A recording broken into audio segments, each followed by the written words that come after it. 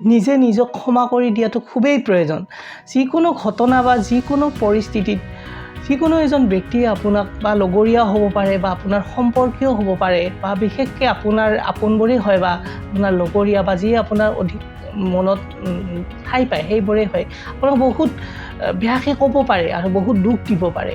তেখেতে কিন্তু সেই কথাটোৰ কাৰণে যিমানকৈ আপোনাক ক'লে সেইখিনি কিন্তু কৈ তেখেতে সেই কথাটোত আৰু নাই, তেখেতে ওলাই গৈছে আৰু তেখেতে বহুত মানে সেইবোৰ ভাবি থকা নাই, কিন্তু আপুনি সেই কথাটোৱে ভাবি আছে বা সেইটোৰ ভিতৰতে আপুনি দুখ কৰি বা নিজকে নিজে আপুনি ৰিগ্ৰেট ফিল কৰিছে বা আৰু আপুনি দুখী হৈ পৰিছে, অশান্তিদায়ক মনৰ ভিতৰতে সেই ঘটনাটোক সেই সময়ত যিটো ঘটনা হৈ গৈছে সেই ঘটনাটোক আপুনি আজিলৈকে ভাবিছে বা বহুত বছৰৰ হ'ব পাৰে আৰু আপুনি আজিও ভাবি দুখ কৰিছে বা ৰিগ্ৰেট ফিল কৰি আছে।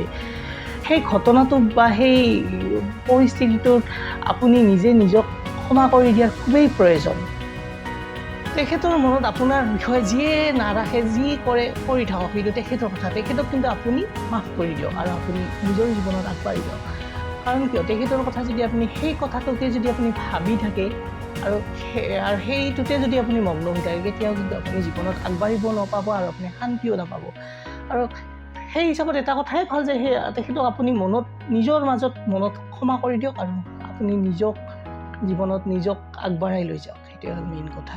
কাৰণ কিয়, আমি যিটো সৰুতে কাপোৰ পিন্ধিছিলোঁ সেই কাপোৰটোতো আজি আমি আৰু পিন্ধিব নোৱাৰোঁ। আজি আমি কিমান ডাঙৰ দীঘল হৈছোঁ বা কাপোৰটো সৰু হৈ গৈছে। ঠিক তেনেদৰে আমাৰ যিবোৰ কথা বা যিবোৰ কথাই আমাক মনত দুখ দিয়ে, ঠিক সেই কথাবোৰ সদায় একেই নাথাকে আৰু সময়ৰ লগে লগে তেখেতে আপোনাৰ প্ৰতি থকা ভাৱবোৰ চেঞ্জ হ'ব বা নহ'ব পাৰে, কিন্তু তেখেতৰ কথা। কিন্তু আপুনি নিজক মাফ কৰি দিয়ক আৰু তেখেতকো মাফ কৰি দিয়ক আৰু নিজে নিজৰ জীৱন আগবাঢ়ি যাওক। ভিডিঅ'টো চাই যদি আপোনাৰ ভাল লাগিলে তেতিয়াহ'লে মোৰ এই পেজটো লাইক, কমেণ্ট আৰু শ্বেয়াৰ কৰিব আৰু আপোনালোকে যদি ইউটিউবত চাই আছে তেতিয়াহ'লে মোৰ এই চেনেলটো ছাবস্ক্ৰাইব কৰি দিব। লগতে মই নতুন বছৰৰ বহুত শুভেচ্ছা জনালোঁ আৰু যাতে আপোনালোকৰ আহিব লগা দিনবোৰ খুবেই ভাল হয় আৰু বহুত সুন্দৰ হয়, জীৱনটো ধনাত্মক হয়, তাৰে কামনা কৰিলোঁ। ধন্যবাদ।